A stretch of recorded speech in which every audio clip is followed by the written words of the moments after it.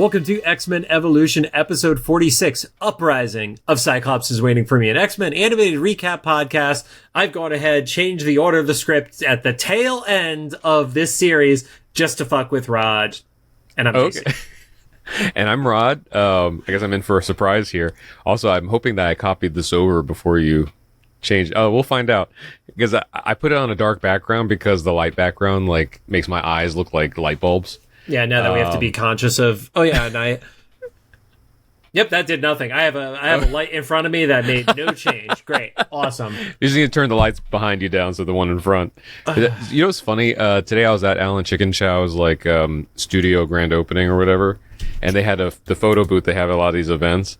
And at first we were like, does this photo booth have AI? Because it changed my eye color. And the women I was in the picture with were like, yeah, it made your eyes blue. And then we realized... it had caught just the iris of my eyes, caught the reflection of a ring light across the studio that happened to be blue. That's weird. Or not the iris, my glasses did, so it made it look like... Anyway, if you're on my social media, it's probably posted by now. It's not posted right now, but by the time you hear this, it'll be on something, and you'll see what I'm talking about. It looks weird. It looks like it has a beauty filter on it. Anyway, we're not here to talk about that. Cyclops is Waiting for Me is our weekly podcast series where we're going back and watching every single X-Men animated episode we can find. The podcast started with the original 1992 X-Men animated show, building up to the release of X-Men 97. And along the way, we've also launched a companion show, the Xavier Files, with interviews of members of the X-Men community, including voice actors from the series.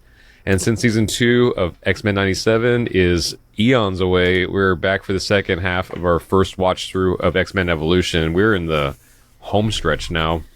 Yep. And now I'm being self-conscious about the lighting. Oh, God. Right. Well, we were wondering if John could get whiter. Oh, fuck. And blind. Yeah, that was great. Your eyeline's just going to be off the whole time. Dude, I'm seeing little flutteries in front of me. Some quick reminders. We're a recap show about a series that started over 20 years ago. There are going to be spoilers, and if you don't want it spoiled for you, pause the podcast, watch the episode, and come back. We are currently not sponsored or affiliated with Marvel Animation, Disney Plus in any way. We have successfully made it through 2 series being able to say that. Nice. And don't forget to follow us on social media at Cyclops IWFM Pod on Instagram, TikTok, Threads, and Facebook. And as we said this the last couple episodes, but because of all the BS from Twitter, we're gonna be. I think it's sunset by now, right?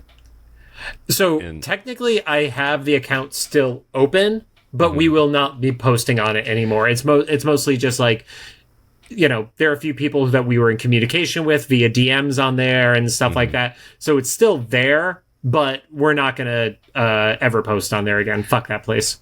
Yeah, but I also same thing. Even if I'm not going to use a social media platform, I usually just try to claim my name so no one tries to use it for e-commerce or Bitcoin or something. Yeah, you know, we check back in 2 years and it's got, 45,000 followers and it's just Bitcoin scams that aren't actually for Bitcoin. God damn, I wish I had Bitcoin right now. It's like $95,000 a coin or something absurd right now.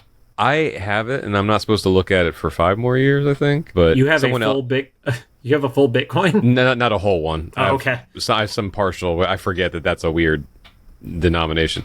Back in 2020, a friend that does investments, did investments for me when I had a big project.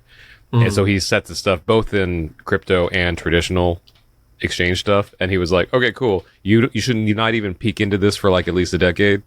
And then maybe not even catch anything out for a couple decades. I was like, okay, cool. Okay. For me. But I've been hearing the side stuff about the Bitcoin thing going up. So yeah. One of my buddies is his Instagram note status every day is just what the price is, and I just keep swearing at it. So. But we're not here to talk about Bitcoin. We're here to talk about shit that went on when the internet was not totally a broken place. We're talking about season 4, episode 5, titled Uprising.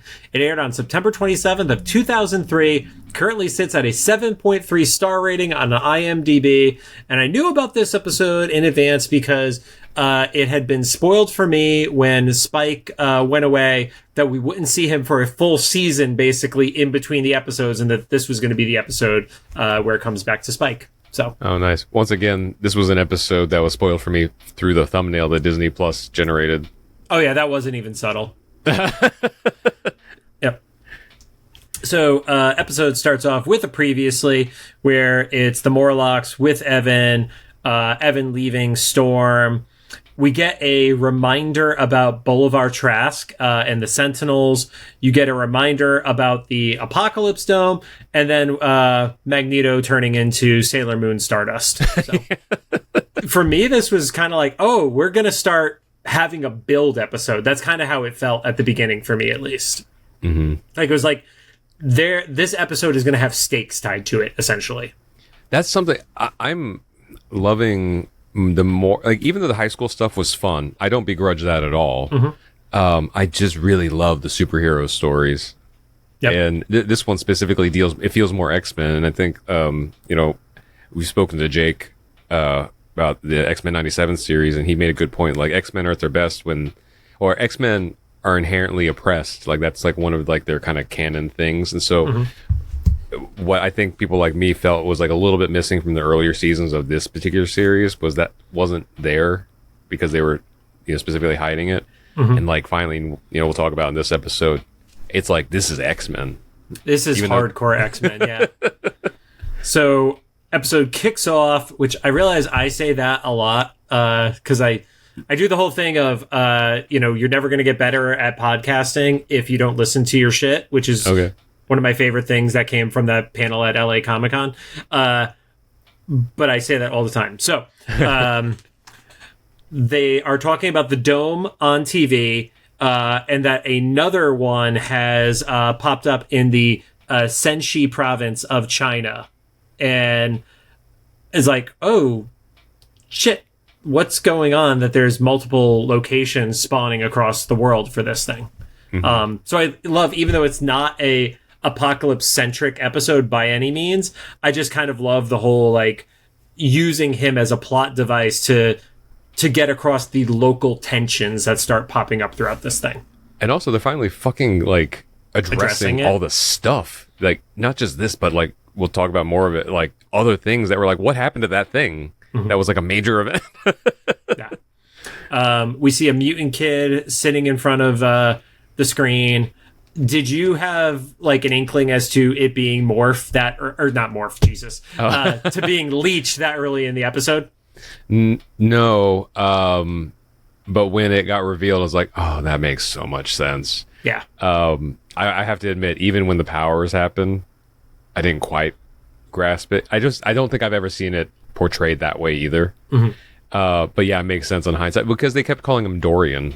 Right, of course. And I don't know if that's a comic book name. It is not. Okay. So, in the comic, Leech does not have a non-mutant alias name. He was abandoned as a child.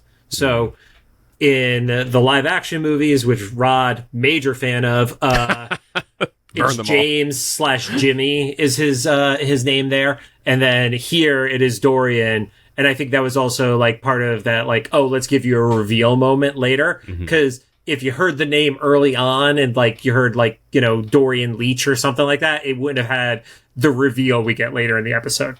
Yeah. So, and, the mom is basically being like, oh, I don't want you watching that. When you do watch it, it upsets you. And then you start to see, like people on TV. I referred to him literally as the MAGA miner because it was a dude who, like, it's wild how, maybe it's just because of our age. Like when we were 20, we weren't realizing some of the stuff that was in media, and it probably reflected the stuff from 20 years prior. But it's like, oh, this is so timely to how people are reacting and putting blame on stuff in the modern era. So. Yeah, I kind of now wish that I had seen this when it came out because I don't know. I don't know if I would recognize it or not. I definitely recognize it in the X-Men 92 series, and that was part of the draw for me, especially me and my brother, because we were only two Korean kids in Greentown, Indiana. Yep. This one, I don't know. Like it is both encouraging because it seems progressive, but kind of discouraging that it's the same shit. Not much has changed. It's just like it.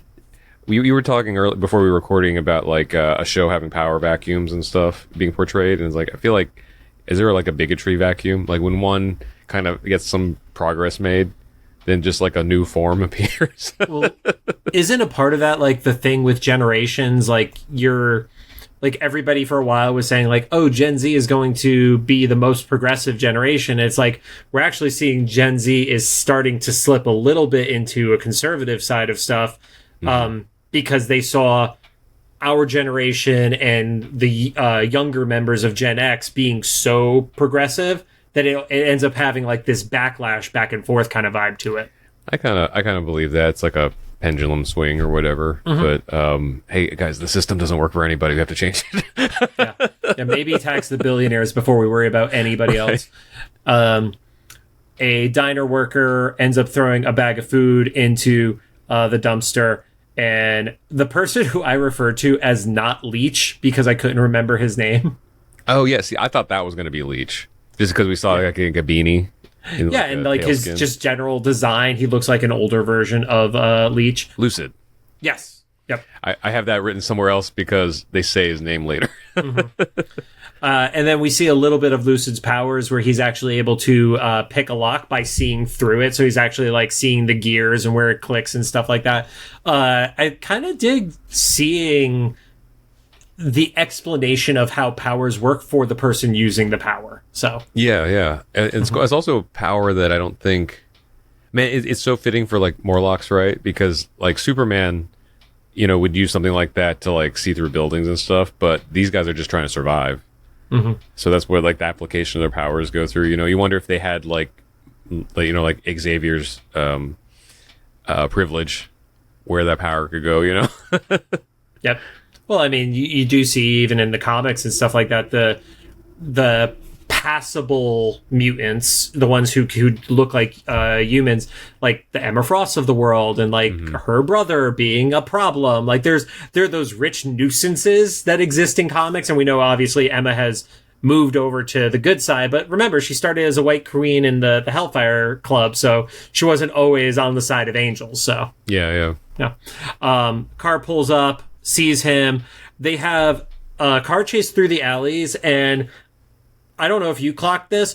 They're the widest alleys in between buildings I have ever seen, that this car is like zipping back and forth, and it's like not even close. It's not like they're like, oh, I'm just sneaking through. It's like that is as wide as like a regular suburban street, essentially. Yeah, like a 2-lane. Yeah. He gets to a manhole cover. They basically almost run him over. And then we get the reveal that these flying spikes come in, which I think we probably assumed that was going to be the case. But the fact that they were on fire, I was like, what the fuck is going on with Spyke? I almost rewound to see if I missed something, but then he had spikes come out of his arm that were already like heated up. I was like, oh no, okay, so this is one of those, like, it was like the end of season 1 with like the super powered mutations or something. Yeah. Only naturally, I guess. Yeah, a naturally occurring secondary mutation for him. There's the big zoom out where you see that Spyke is there in his full armor mode and has the flaming spikes pop out. It's going to be a long recording night, Rob. Thank God our next episode is only a single one because we have a guest, and we're doing 2 tonight to be caught up for that. Yeah. And that's where we jump into the animated intro. Coming back, there is it's a fight. It's got a lot of cool scenes in it. I suggest watching it. Us talking about it's not going to do it justice. They put a lot of fight choreo into this episode, though, I felt like. Yeah, I have a lot of notes. They're like, oh, big fight. My one thing I want to highlight, though, here, I think he slit some guy's throat at the very beginning. Did you catch that? Like, he pulls a spike, and then he does this motion. There's no blood, obviously, for this show, but I was like, I think he slit that guy's throat or his front or something, and then just moved on. I love Rod's darker version of the show that is just like, everything is just like 1/2 inch closer, and it's all murder. Yeah. Because that Spike's choreography in that fight scene in any other show that wasn't Primetime Kids is just like a bloodbath. I mean, he's literally covered in razor sharp spikes that now light on fire. Yeah. So goes down into the sewers, drops off the food to the Morlocks, and Callisto is kind of like giving him the little bit of a lecture of, you're making the topsiders angry. I dug the the phrasing for that of like, well, it's not that it's the humans, it's topsiders. I like how they have like their own slang as Morlocks. Because I think that also includes like passable mutants, right? Like the X-Men and stuff. And also, is it just me or did Callisto get hotter? Because I know we joked before about Callisto being like, oh, you're not like one of us. I'm like one of who, Callisto? Like, do you have gigantic hands or, scaly skin? I did think Callisto looked very attractive in the episode compared to her X-Men 92-97 version. Like, the character is just more attractive drawn this way. I don't know if she was more attractive than the skateboard episode, though. I feel like it was...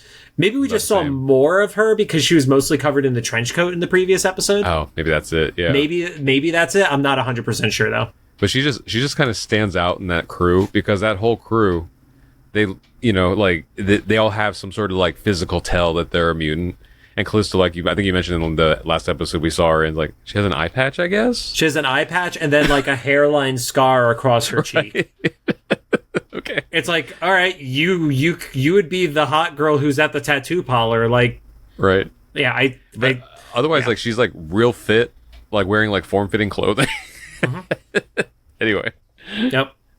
If you're wondering what we're talking about, make sure you do Rule 34 Callisto in your Google search. Don't actually do that. If you do that, it's not my fault. I was being sarcastic. It's basically like, they need me up there to protect them. And it's like, you can't really go lead them into battle is kind of the big takeaway from it. And he's like, well, somebody has to. It's like, okay. And then his armor doesn't go away. I think that's like the biggest piece of this whole thing for me is like he's fully... I don't know if it's he was holding it back earlier or he just now has no control over it. He also seems older. He does seem older. I agree. He seems like a decade older. I was going to say he went from like a 14-year-old to like an 18-year-old, but yeah. It's similar, yeah. Yeah. Because even like later on when he depowers, he's like, even then he seems a little bit bigger than we last saw him. Because he was just like this like lanky skateboarding kid before. I mean, living in the Morlocks sewers, you got to toughen up. You have to fight those Bayville sewer rats and stuff. Right. Oh, that's where the protein came from, the rats? Oh. Probably. Over at the mansion, Beast is assessing the dome. And I love that it's like, it's not really a dome. It's actually a full sphere. And then later in the episode, they refer to it as a dome again. I was going to say, that was the only thing that like irked me. I'm not usually like a grammar police kind of person. You're not an actually guy? Yeah, but it does kind of drive me crazy like that the person that corrected someone else continues to call it the thing they said it wasn't. It's like, okay, Beast. Yep. But yeah, the whole point is like, they can't dig underneath because it goes all the way around the bottom too, which... I want to know what does the basement of a pyramid look like? I mean, I guess we saw that, but like, I don't know. It's just so funny, like how deep it goes. I don't know. There's a lot of questions there. I don't think it went below ground. I just think that the dome is the sphere is around it, like around the earth and gravel and stuff. So, oh, okay, yeah, that's my read on it. They focus on the fact that it repulses energy and it's showing up on two sites that existed around that same 3000 BC timeline as when Apocalypse was in Egypt, which I don't know if that's accurate for South America, but right. Sure. Like, I don't know enough about history, but I'll take Beast's word for it. I also didn't look up if there were pyramids in China, but I'm just taking Beast's word for it as well. Well, here's the only problem with us doing video is now there's not like edit points, and there's just the awkward how can we vamp over John searching pyramids in China. I guess maybe there's like a temple sort of things maybe, but like oh wow. China has 40 pyramids. Oh, there you go. Mostly located in the Shaanxi province, which, okay. And more are flat-topped burial mounds dating back as far as 8,000 years. Okay. So they took some liberties, but it's based in some history. So that's interesting. At the very least, they were there, those 5,000 years ago. Then we get some scenes with the kids. You get Sam, who's complaining about having to read. That tracks, right? It really tracks. Because he's the hillbilly of the group, right? Oh yeah, he's like Appalachia hillbilly vibes. And then as they're walking through, one of the jocks group sees Sam. Sam starts to drop his book, and because he's a klutz and just annihilates everything, he smashes into a wall, puts a hole into it. And it's Duncan and his crew, which I don't think we ever said the names of the other two guys. You have Mal and Keith are the other two jocks. Oh, sure. I don't think that appears anywhere outside of the wikis at this point. I actually, Duncan is so generic. I did not realize that was him until Gene called him out later. I thought it was Duncan, but I wasn't 100% sure. It's just so, like, you could have just told me that they're, like, the stock background, like, jock character for the show, and I'd be like, sure. Like that. Well, I mean, that's what Mal and Keith are. Yeah. Yeah. Yeah. Because you have Duncan, who's the James Vanderbeek. You have Mal, who is the black guy, and Keith, who is the Billy Bob, the stouter blonde guy. Yeah. Gotcha. Yeah. The guy that takes the hits on the football team. Pretty much. The kid who has CTE before he's done with high school. Wasn't it the joke that actor played himself on not another teen movie and he gets a concussion in every scene? Oh, yeah, and it's like a countdown how many he has left until he dies. Yeah. Yep. So Duncan and crew go over, start threatening, and, Magma is basically like, well, if you fuck us up, I'm going to fuck up your car. Yeah, and you can tell she was bluffing, though, because she was... I don't know. I feel like Magma would have done it. Really? Okay. This is the chick who dove into a volcano. Like, she is... That's true. She's a badass. Let's be real. It just kind of felt like she was teasing and she was calling her bluff on him, and just knew that he was he would like cherish that car a lot more. But yeah, well, it's funny because it's like, well, it's not a matter of like, you could destroy their car. It's like if they start killing your friend, you can kill them easier. Right. Yeah. But I guess you can't have an X-Men actually like threaten a person, at least, a full member of the team kind of scenario. That's why Wolverine wasn't in this scene. It's true. Because he does that in the next episode. Right. Flaming spikes go through, hit the car. Spike is like, fuck off. I'll take care of this. And just destroys their car. He's like, yeah, let people know that mutants are off limits here. And then the car explodes and Duncan calls the cops. Oh, yeah. Spike flicks up his cell phone to him, which is like... He's like, go for it. They were super timely with that because what did we say this was, 2003? Yeah. So like, yeah, that was like right when like the cell phone started, like the cell phone boom was kind of like happening. So it's believable that like some of the kids at school would have at least a track phone on them. Yeah. I think we mentioned this before. I had a cell phone my senior year of high school, mostly just to like let family know if I was going to be out late and what my timing was to get home and stuff like that. But I still had the phone on me. So yeah, I had one the year after that because when I went to college, I didn't want to like have to pay long distance for calling back to Indiana, which now it's, I don't even know if there's probably whole generations that don't even know what long distance fees are. I'll tell you, calling Australia costs about $1 a minute right now if you don't have a long distance plan on your phone. Oh no. Thankfully, it was only an 11-minute call. Oh no, I didn't know that. Yeah. Found that out the hard way. Oh no. Yep, thanks AT&T. Storm is entering the Cerebro room.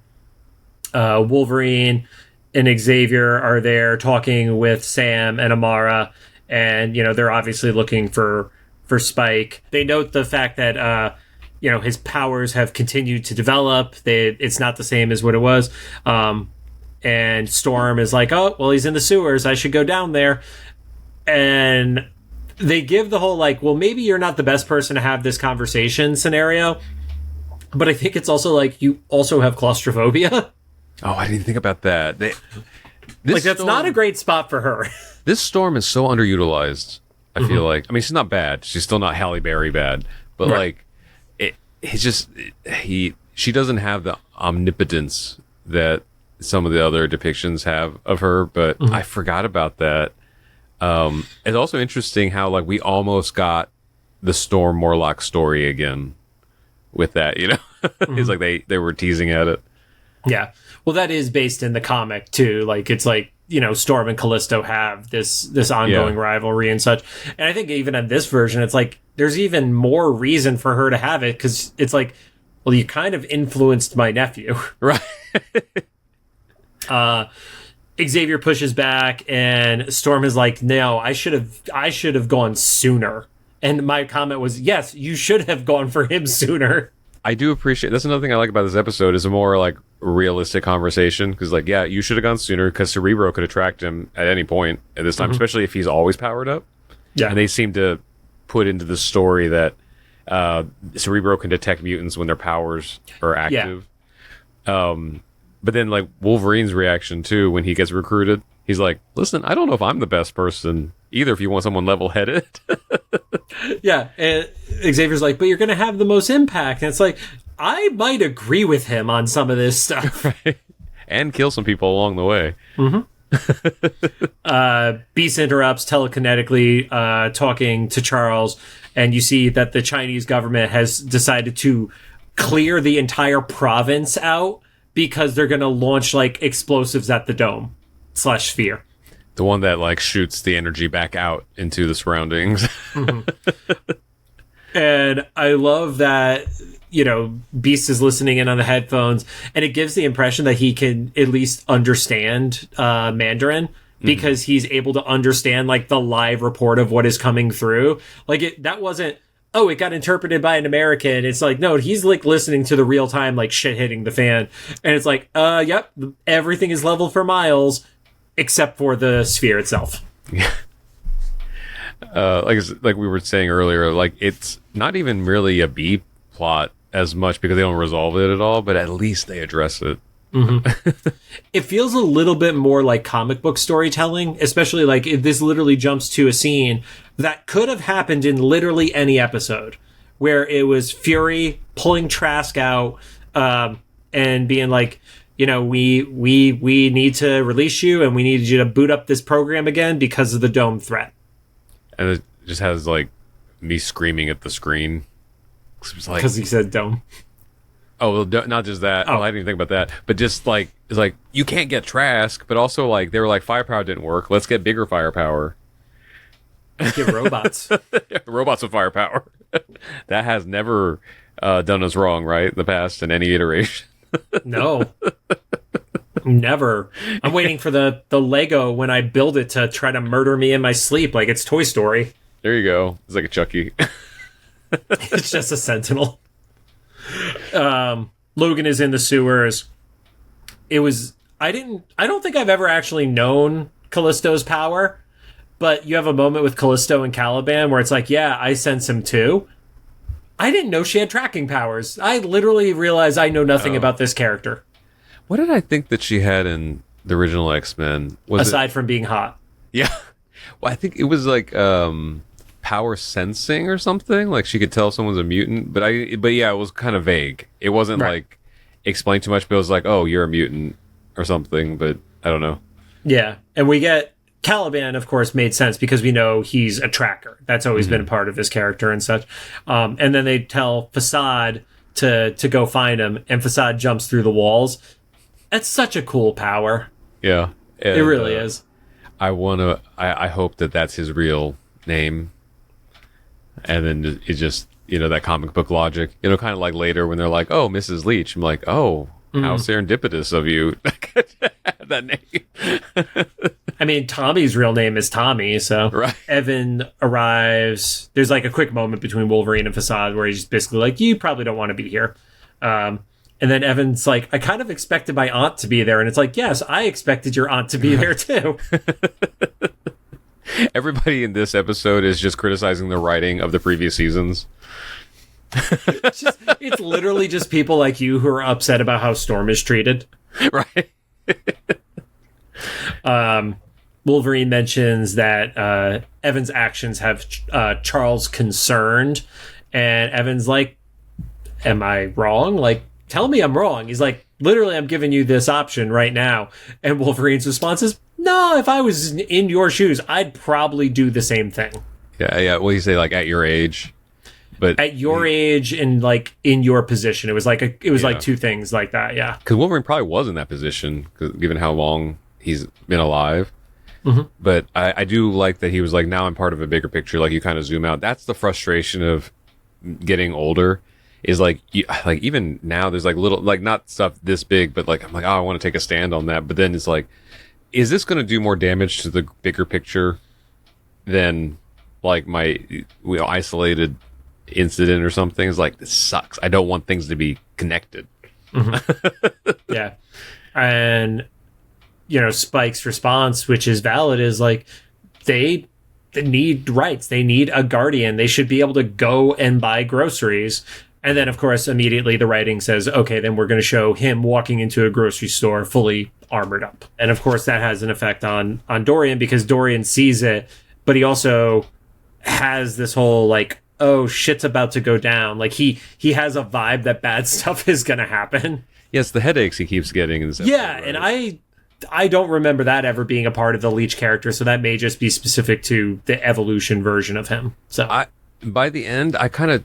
Well, I guess I don't know if we ever see Leech again after this, but like I kind of take it as his headaches were just him like holding back his ability or something, maybe because his mom kept pressing like, you're not a mutant, you're just sick. Yeah. But like, is that worse if you've been sick since however long this physical manifestation's been like this, like either from birth or the last couple of years? And it's also literally transformed his skin color. So right. I feel like if you think he's sick, should probably go to a doctor. Yeah. Because if your child is actually turning green, you should take them to a doctor. This is not a holistic medicine scenario. So the shopkeeper refuses to take service, basically saying he's exerting his rights. Evan knocks the food over and is like, all right, fuck it, I'm out. And some Karen in the grocery store is like, yeah, take the kid with you. She literally is like, here, abduct this child. Yeah. That was kind of good writing, because it was like that showing of everyone just needed half a reason, and the kid by himself wasn't enough to make a scene. But like, if an adult, or I guess to them it looked like an adult, even though he was a teenager, a man covered in spikes. Yeah. Yeah. There you go. Yeah. Yep. But that whole situation, it does escalate like really quick, because then like Spyke had to go back in and like save Dorian, blasts a hole through the wall to like let him out. Yeah, and they tried to kill the kid with the shelf too. That's true. Yeah, they knocked over the bookshelf, and then Spyke saved him, and they're still pissed at him for saving the child, because I guess it's a mutant child. Oh. Yeah, and he drops the hole in the wall, and then as she's running out the hole in the wall that he made, the mom is literally yelling at him of like, "This is all your fault," and he's like, "I didn't knock you up." Yeah. Yeah. Oh yeah, because like you outed my son or whatever. Like, yeah, basically like, you made this situation worse for us. And then he goes and he drops money and he takes the groceries. So even after causing a public like mini riot, he's like, I still can't steal. I still have to be better. That's true. Yeah, at least he paid for the groceries. Maybe not the hole in the wall. I kind of wish. I guess I was going to say I wish he'd done that initially, because that would have been more of a stance. But also, we wouldn't have had that whole scene. So, like, I get it. And then we see 22 News, and there's like some mechanic who is saying, that this is some big plan from the mutants. It very much gave me like Red Scare, like the communist like scare vibes going on with like the language that was being used and stuff like that. I mean, there's a version of this in every era, right? Because there was like the 80s Satanic Panic. Obviously, there's some contemporary things now that we don't have to get into. But like, there's always an enemy in the shadows. Yeah. Right? Which like keeps you from seeing the enemy, the real like threats and stuff, which I guess in this case is Apocalypse, because like they're worried about like the kid in the grocery store when there's like these spheres around pyramids around the world. But they think they're domes, so they're not as scary, right? Because only Beast knows they're a sphere. Yeah. Yep. And that's, you start to see a mob at the Institute, and a mob at the Brotherhood house too. So I even though the Brotherhood plays no real part in the episode, I do love that they're just like, it's getting bigger. Like, that's the whole vibe of this episode, is shit is getting bigger, which, of course, the title of the episode makes a ton of sense. It's Uprising, and it's not just Uprising of the Morlocks to fight back. It's like tensions are rising in this thing too. Into the, not defending the humans, but like in their perspective, they're preparing to defend themselves, right, from what they perceive as like an intentional incoming threat.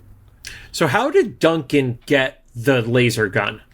I don't know what that, like, that's my note. I didn't know what that was. If that was supposed to be like the collar weapon, similar thing from like 97. It was like a space weapon. It was beyond what the average teenager should have access to when stealing it from their parents. Is that a fair way to say that? Yeah. So like, I'm almost kind of expecting, although we only have a few episodes left, so they probably won't get back to this, but like revealing like maybe like Trask or somebody like drop them into their possession, you know? Yeah, because we don't have like a Friends of Humanity here because mutants are so new. But it's like, was there something with Trask's group, which I forgot what the name of it was, that they basically started dropping shit to people like in the background or something like that. Yeah, I don't know. That was just like out of nowhere with no explanation for the rest of the episode. That was actually the only part of the episode I didn't like, is just the fact that it was like seniors in high school had like heavy artillery. That right. Like not just heavy artillery, like sci-fi heavy artillery. I guess that was there. Maybe there was a standards and practices like thing in there, like they can't be like realistic weapons, but then it just makes the story like kind of funnier because like where did that like Darkwing Duck gun come from? Like, So multiple cars are driving through. They're specifically shooting at manhole covers, which, to their credit, they're total douchebags, but they have pretty good aim with the manhole covers, and they're dropping homemade bombs down these sewer grates and stuff, like, that are also not missing with many of them. So and they're also pretty sci-fi. Like the one that lands next to Spyke is like, is that like, it looked like a Beats pill or something. Dorian is in the window, and his mom is like, "No, you can't be there." Somebody might see you, and he was like, "I thought you said I wasn't a mutant." Yeah. And she still keeps dismissing that he's a mutant. It's like, you can't be near the window because people will think you're a mutant. Yeah, and then she points out tensions are rising. So, like, we just can't, how is he supposed to be, what, like 9 or 10 or something? Maybe? Yeah, I'd say 8 to 9 at most. Gotcha. Yeah, so he I mean, we've seen that with Leech in pretty much any iteration. Is like, he is a young version of Leech. Like, he is not the puberty group like that, hits it at 13 or something like that. Like, this kid had his gene activate way younger. So yeah, or I guess it might have been like Mystique or Nightcrawler, where he was just like born, at least in his physical manifestation or something. Spyke almost gets bombed, and he's fucking pissed. He pulls the whole action movie thing where he like dives. Yeah, he's able to get up there. He takes out one car. He ends up getting like chased by multiple cars, and there's like the TV helicopter that's like capturing all of it. And Duncan sees it, shouts at the TV, and like the power goes out, and then, or the power like fluctuates, and then he just like walks out because his mom doesn't think she needs to be in the room with him at this point. Dorian yells. And the power. Dorian, sorry, not Duncan. Sorry, Dorian. Yes, sorry. Yeah, flickers, and that could. I wasn't thinking Leech yet anyway, but that threw me further off the scent. Because it was like basically like he had an EMP style power. Yeah, I was like, what is this kid? I thought maybe he was another telepath or something. Yeah, because it doesn't give energy and power disruption as much as it did like electrical vibes or like telekinetic or something like that. Yeah. Yep. I could hear that. Yeah, that was a loud one. Thrills of living on a 4-lane road in Los Angeles. Right. Was it 2 Thanksgivings ago? I almost got hit by a car out there. You didn't almost get hit by a car. You almost got hit by a piece of a car. Oh yeah, by shrapnel from 2 cars hitting each other. Yeah. On Thanksgiving Day. On Thanksgiving Day. The Velocity pops up, and they're on their way to help Spyke. They're fighting. Spyke is in a house, ends up like taking out a few of these kids. they end up outside, and that's when the Morlocks show up to help. And it's kind of like, well, you stood up for us, so we're going to stand up for you kind of vibe. And I appreciated it because at least Callisto was like, she heard what Evan was doing for them, and it wasn't like, living in cowardice and stuff like that. Yeah, so. She was just like, I just really wish you would not draw so much attention to us. Like, she's still she still agrees with his whole thing. My note here was kind of funny. It was like, Scott was like, Evan needs help.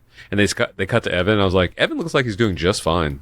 Like, there's not a single person that has an upper hand on him. Right now, he has flaming spikes that he has a never-ending supply of that come from his body.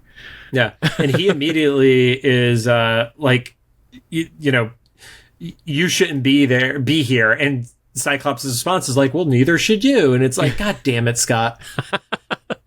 He's becoming the one. This is his origin story, we know. They basically are able to shut down all these kids with guns, which is still weird to me.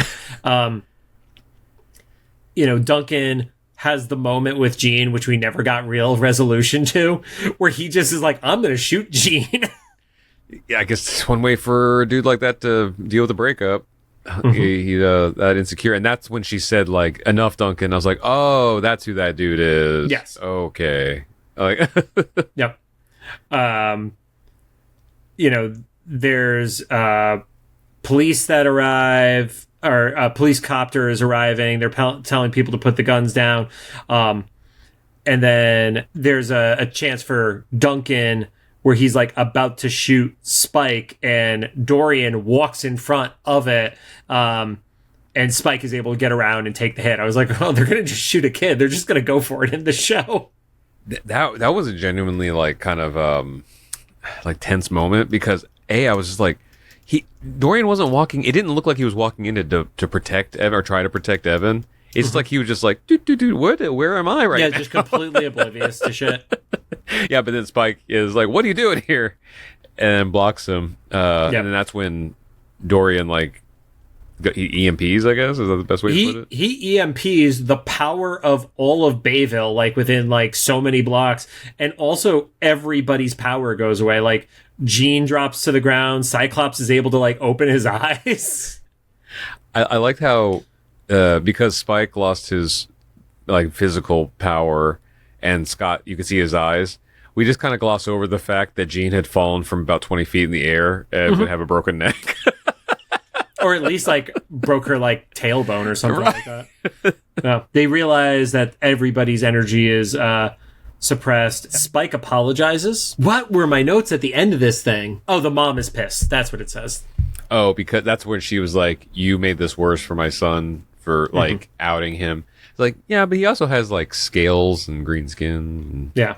And then you get, like, they start walking away. The power starts returning to other spots. You get kind of, like, the nod between Spyke and Dorian. Like, even though the mother obviously hates it, at least Dorian feels like he's not alone anymore. And he knows who he is now, because, like, you get the sense through the whole episode that he's kind of, like, suspicious, but he's just listening to his mom because he obviously loves her, and she says, like, no, you're not a mutant. And he's like, okay, is it like kind of the opposite of Munchausen syndrome? Because normally it's like you make the kid think they're... Well, actually, she said he was sick and not a mutant. So, yeah. Kind of. It's a weird, like, sci-fi version of it. Yeah. We see the cops arrest Dorian. Or not Dorian, Duncan. Jeez. I did like that, though, that they didn't mix up anything, because when they showed the not copter, like me in my notes, yeah. Right. Well, when they showed the copter, like, getting all the footage, I'm like, if they twist this into, like, the X-Men have caused trouble, when it's, like, clearly these guys in cars, like, shooting at children and stuff. But no, they arrested Duncan and his crew. The Morlocks just let the Morlocks go back into the sewer, which they should have been able to. I just think it's amazing that the cops see that and, like, they're like, it's just better if we let everything go back to equilibrium, and then the X-Men just kind of, like, leave. I also think there's probably, like, that little bit, like, in the back of their head of, if they're Professor Xavier's kids, we know they're not going to fight us because Xavier has made them not fight us in the past, so we can arrest them if we want to. The sewer kids we're scared of. It's like, especially because the for them they were like they don't know the context of like why power went out and everything, you know. Mm-hmm. Yeah. You get a moment between Evan and Storm, and she wants him to come back, and he's, I can't. I gotta stick with them. They need somebody to lead them. And then Storm is like, well, I'm proud of you. And it's like, you could still be proud, but figure out a way to get these people out of a sewer. Right. With your massive wealth. Like, that's still always the biggest issue with the Morlocks for me, is they're like, we want to help them. We're not going to get them out of a sewer. Yeah, which thankfully Magneto actually called out in the 97 series. Yep. And that's where the episode starts to wrap up, and we get the full confirmation finally in the last lines where Xavier refers to Dorian's mother as Mrs. Leach. Once again, like, okay, sure, that's your name. And you just so happen to have a child that his power leeches other people's powers. I mean, dude, just remember, like, comic book naming conventions in the 60s and 70s were way, way worse. Like, how obvious certain names were. So Mrs. Leach, I'm okay with it by comparison to some of that other shit. So, but yeah, it ends with Xavier having the, come talk to us when he's ready. Mm-hmm. So, which will be never. Which is more of when will you be ready than when will he be ready. Yeah, because the kid's clearly ready, right? The kid's like, I'll go now. She sucks. She's lied to me for my whole life. I've literally run away from her once tonight. Right. I had a better time fighting with the X-Men than watching TV with my mother. Yeah. But that's how the episode wraps up. And aside from how awful my notes were on today's episode, I really dug the vibe of this because it felt like a build. Yeah. And even though, to be fair, the next episode is a little bit of a diversion of that build, I still really dug the whole, like, let's talk about the Brotherhood, let's talk about Trask, let's talk about Fury, let's talk about the two spheres that are popping up. Let's see, the replay at the beginning of Magneto becoming space dust again, like all that stuff. Like, I'm curious what the room was like when they were like writing this, because it very much gives the impression that they're building to something, but it's building to something that's going to be big and hard to wrap up in just 4 more episodes. Yeah. Which I guess I'm going to guess that's part of what we've heard from friends being the disappointment of the show not continuing. Well, I don't know if you've looked at our planning document, but for Wolverine and the X-Men, the first episode the first 3 episodes is a 3-parter. So it's like, yeah. Okay. And then the finale of the season is a 3-parter as well. Oh, nice. Okay, so that's similar to like the 97 thing, right? Where there was like multiple parts. Yeah. Yeah, I already said at the beginning, like this, I like episodes like this where it's like more superhero. Actually, this was just superhero. I don't think there was even an inkling that if you just showed this episode to somebody, they probably wouldn't know anybody was a high school student. Aside from Sam complaining about reading. Yeah, and even that. Yeah. He wasn't like explicitly like shouted out as like an X-Man. So for all they know, that could just been like something happening in the city. But like Scott, Jean, even Duncan, even though he had like the Letterman jacket and stuff, he's like, that's gonna be bullies from high school or whatever, But otherwise, this dude peaked 6 years ago. I mentioned earlier I was at Alan Chicken Show's like studio opening today. Alan has, it's hard to explain. He has this like series, right? That's like ongoing like show. It's a show. Mm-hmm. What we didn't know was part of going to this opening is he was using us as a crowd for one of the scenes, which is fine. They gave us the option of leaving if we didn't want to be in. How many YouTubers have you hung out with that you didn't assume somebody was going to shoot content there? Right. Come on. So it wasn't completely surprising. Although I was there with a couple other friends that work at YouTube, and we're all clearly in our 40s, and this is taking place in a junior high school. And I was like, I kind of want to stay just so that the show has to explain why there's a group of 40-year-olds in the middle of this high school classroom concert. And it's called Saved by the Bell Rules. That's right. Why. Well, at least they were like in their like late 20s, 30s, like it's like I'm in my early 40s, man. And there's some folks there like even older than me, but I forget why I brought that up. It had something to do with like this Oh, it's because I interrupt your stories. That's why. Yeah. No, but they were. And listening back on this, I'll figure out what the connection is. But listeners at home make that connection. There was a loose thread there. So when Rod figures this out, I'll just pop in here with editing Rod. Be like, it'll freeze like a VHS and be like, hey, this is what I meant about this. Hey, editing Rod here. Okay, I figured it out. We were talking about Duncan peaking in high school, and I thought it was funny because earlier that day, in my head canon, I was playing an extra in a high school scene as a guy who clearly peaked in high school and was still there because he was 42 in a high school scene. On hindsight, it's not that funny, but I promise I'd insert it here, so here we are. Anyway, back to the actual podcast. Rod's story ends here. And time in. There we go. That's your break to put that in the edit, Rod.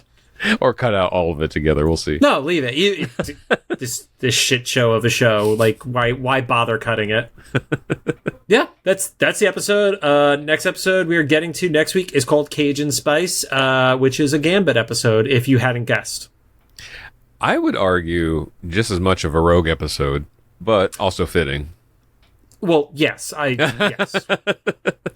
Thank you guys for joining us. If you have any thoughts, make sure you drop them into the comments for either the YouTube upload or the official Instagram post about this episode.